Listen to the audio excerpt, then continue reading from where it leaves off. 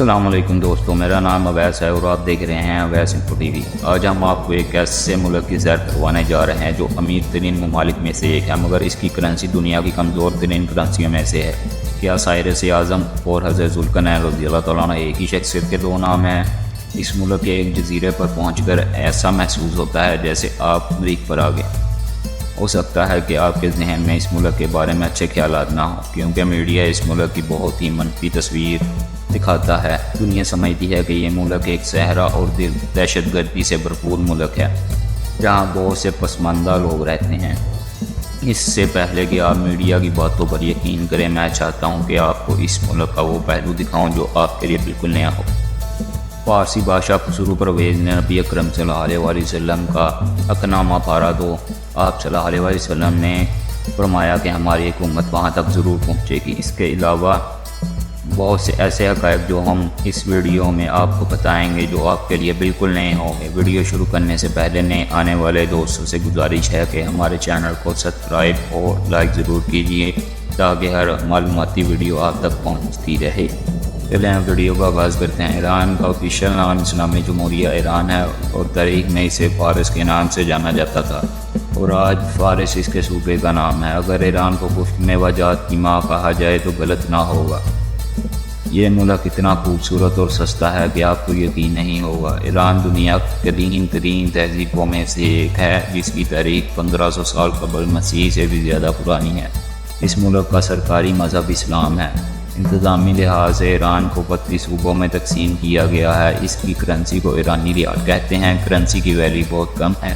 ایک پاکستانی روپے کے بدلے 150 ایرانی ریال اور ایک انڈین روپے کے بدلے 500 ایرانی ریال ملتے ہیں۔ اگر آپ کے پاس $250 ہیں تو آپ ایران میں کروڑ پتی بن سکتے ہیں۔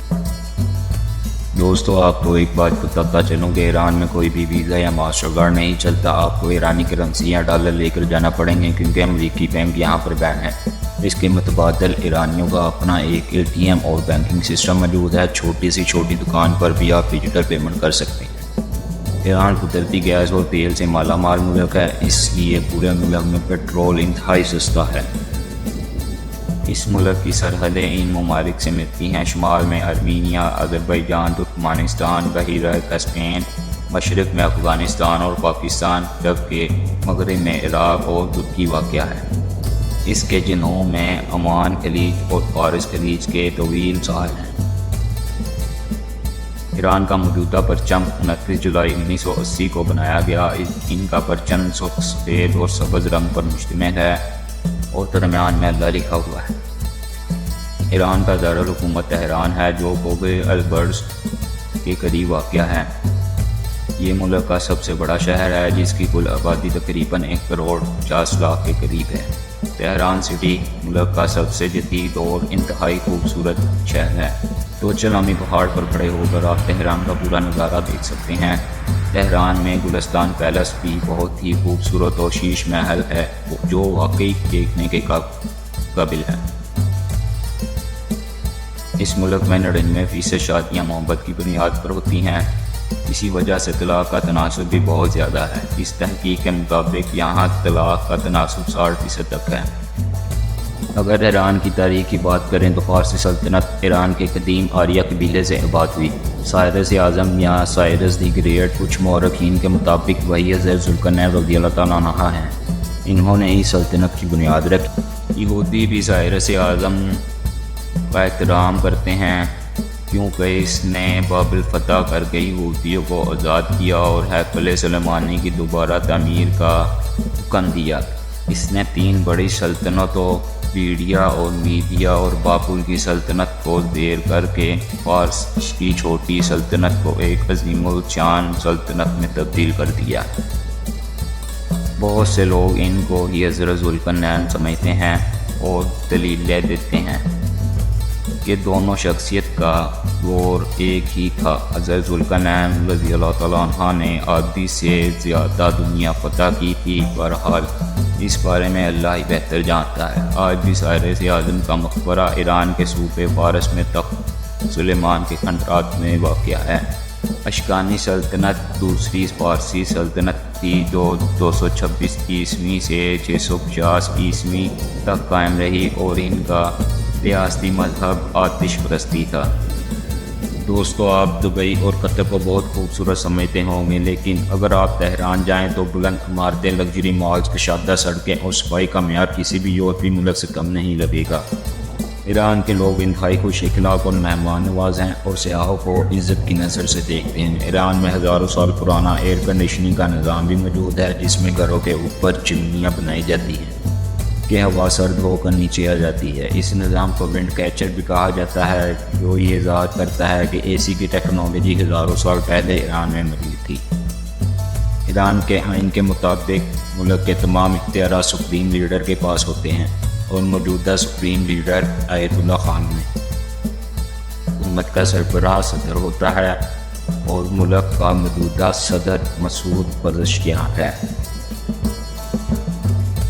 ملک میں بہترین معیار کا ٹریفک کا نظام ہے۔ ملک کے اندر سفر ہوائی جہاز سے انتہائی سستا ہے۔ تقریباً 8,000 سے 10,000 ایرانی تومان، تقریباً 20 سے 25 امریکی ڈالر کے درمیان آپ ایک شہر سے دوسرے شہر ہوائی جہاز سے بآسانی جا سکتے ہیں۔ ملک کا سب سے بڑا ایئرپورٹ تہران ہے۔ لگژری بسیں اور ٹرینیں پورے ملک میں چلتی ہیں، ان کا کرایہ بھی انتہائی کم ہے۔ ایران میں اوبر یا ٹیکسی کا کوئی وجود نہیں، اس لیے جہاں جانا ہو اس جگہ کا نام فارسی میں آنا چاہیے۔ قیمت بھی پہلے سے طے کر لیں۔ اسی لیے کچھ فارسی الفاظ جیسے کہ گنتی، حال چال اور سفر سے متعلق ضرور سیکھ کر جائیں۔ تبریز کے پاس ایک خوبصورت گاؤں بنمان ہے، جہاں پر نئی تعمیر کی منفرد مثالیں دیکھنے کو ملتی ہیں۔ یہ پہاڑی علاقے میں مکھی کے چھت جیسے مکانات ہیں۔ یہ پہاڑ پہلے آتش فشاں تھا، لیکن آہستہ آہستہ ٹھنڈا ہوتا گیا اور لوگوں نے وہاں بات کرنی شروع کر دی۔ گھروں کا اندرونی ماحول قدرتی طور پر سردیوں میں گرم اور گرمیوں میں ٹھنڈا رہتا ہے۔ ایران میں حقہ بہت زیادہ پیا جاتا ہے، چھوٹا بڑا مرد اور عورتیں سب بہت شوق سے پیتے ہیں۔ ایرانی کریم بھی دنیا میں بہت مشہور ہے، جس کی بہت زیادہ مانگ ہے۔ مشہد سٹی ایران کا دوسرا بڑا شہر ہے اور امام رضی اللہ تعالیٰ عنہ کا مقدار بھی اسی شہر میں۔ یہاں ہر سال 1.5 کروڑ شیعہ زائرین زیارت کرنے آتے ہیں۔ اس میں آرام گاہ، میوزیم، کتب خانہ، مینار سینٹر اور جامع رضوی شامل ہیں۔ ایرانی کھانے زیادہ تر پاکستانی اور انڈین کھانوں سے ملتے جلتے ہیں، لیکن کم مسالہ دار ہوتے ہیں مگر بہت مزیدار ہوتے ہیں۔ کبھی آپ نے حلیم میں میٹھا ڈال کر کھایا ہے؟ بڑی بڑی روٹیاں، دلکش نان اور ابلے ہوئے چاول ہر جگہ ملتے ہیں۔ ایرانی چاولوں کو بہت شوق سے کھاتے ہیں۔ کھانے یہاں بہت ہی سستے ہیں۔ 8,000 ریال میں بہترین پلیٹر مل جاتا ہے، جسے 2 لوگ آرام سے کھا سکتے ہیں۔ اصفہان، تہران اور مشہد کے بعد ایران کا تیسرا بڑا شہر ہے۔ اسے اصفہان نصف جہان بھی کہا جاتا ہے، یعنی اگر آپ نے آدھی دنیا دیکھنی ہے تو اصفہان کو دیکھ لیں۔ اس شہر میں سب سے زیادہ یہودی آباد ہیں۔ ان کا ماننا ہے کہ ہمارا مسیح یعنی دجال یہیں سے نکلے گا۔ ایران میں یہودیوں کی موجودہ تعداد تقریباً 300 کے قریب ہے۔ اصفہان شہر کی آبادی تقریباً 18 لاکھ ہے۔ 11ویں صدی سے 1722 تک یہ دنیا کا سب سے بڑا شہر تھا۔ یہ شہر اسلامی طرز تعمیر کی مساجد، محلات اور میناروں کی وجہ سے پوری دنیا میں مشہور ہے۔ یہاں سب سے زیادہ سیاح آتے ہیں۔ یہ شہر اپنے خوبصورت قالین کی وجہ سے بھی جانا جاتا ہے۔ یہاں کے مشہور مقامات میں علی قابو محل، شاہ جامع مسجد، در زندہ پور اور اللہ وردی خان پور شامل ہیں۔ ایران پاکستان اور بھارت سے دگنا سستا ملک ہے اور یہاں کے ہوٹل بھی بہت سستے ہیں۔ ایران کے جنوبی جزائر میں ایک مشہور مقام ستاروں کی وادی ہے، جسے دیکھنے کے لیے لوگ حج کے اختتام کے فوراً بعد آتے ہیں۔ اس وادی میں ہوا کی گردش کی وجہ سے خوفناک آوازیں سنتی ہیں، کیونکہ کچھ لوگ ایسا مانتے ہیں کہ یہاں پر پریوں کی آمد ہوتی ہے۔ ایران میں ایک ایسا جزیرہ موجود ہے جس کی بناوٹ بالکل مریخ کی طرح ہے۔ اسے چاہ بہار پٹینی پہاڑ بھی کہتے ہیں۔ انہیں دیکھ کر ایسا محسوس ہوتا ہے جیسے آپ مریخ پر آ گئے ہیں۔ ایران کی 90% آبادی شیعہ فرقے سے تعلق رکھتی ہے اور 8% سنی فرقے سے اور 2% دوسرے مذاہب کے لوگ ہیں۔ دوستو، ایران عالمی پابندیوں کے باوجود ہر سطح پر خود کفیل بن چکا ہے۔ اسی وجہ سے ایران میں آج ایٹمی ٹیکنالوجی، دفاعی شعبہ، طبی نظام اور تعلیمی نظام بھی ترقی کر چکا ہے۔ شیراز آبادی کے لحاظ سے ایران کا 5واں بڑا شہر ہے۔ یہ صوبہ فارس کا دارالخلافہ ہے۔ اس کا موسم سارا سال خوشگوار رہتا ہے اور یہ تجارت کا اہم مرکز بھی ہے۔ شیخ سعدی بھی اسی شہر سے تعلق رکھتے تھے۔ یہاں کے مشہور مقامات میں تخت جمشید، مسجد نصر الملک، مسجد وکیل اور باغ ارم ہے۔ قم شہر کو شیعہ فرقہ میں سب سے بڑے تعلیمی مرکز کے طور پر جانا جاتا ہے۔ یزد اصفہان شہر سے 175 کلومیٹر کے فاصلے پر واقع ہے۔ وہ یہاں آتش پرستوں کا سب سے بڑا آتش کدہ موجود ہے۔ دوستو، خسرو پرویز ساسانی خاندان کا حکمران تھا۔ اس کی بیویوں کی تعداد تقریباً 3000 تھی۔ عیش پرست اور انتہائی متکبر اس کے دور کی دونوں بڑی سلطنتیں تھیں اور یہ فارس کا بادشاہ تھا۔ آپ صلی اللہ علیہ وسلم کی ہجرت کے 6 سال بعد نامہ مبارک حضرت عبداللہ بن حذیفہ رضی اللہ تعالیٰ عنہ کے ذریعے خسرو پرویز کو بھیجا، جس میں اسلام کی دعوت تھی۔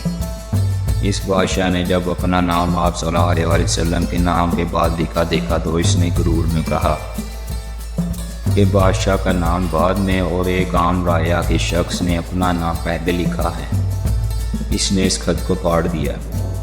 جب آپ صلی اللہ علیہ وسلم کو پتہ چلا تو آپ صلی اللہ علیہ وسلم نے فرمایا، میرا دین اور حکومت اس جگہ تک ضرور پہنچے گی، اور ایسا ہی ہوا۔ حضرت عمر فاروق رضی اللہ تعالیٰ عنہ کی خلافت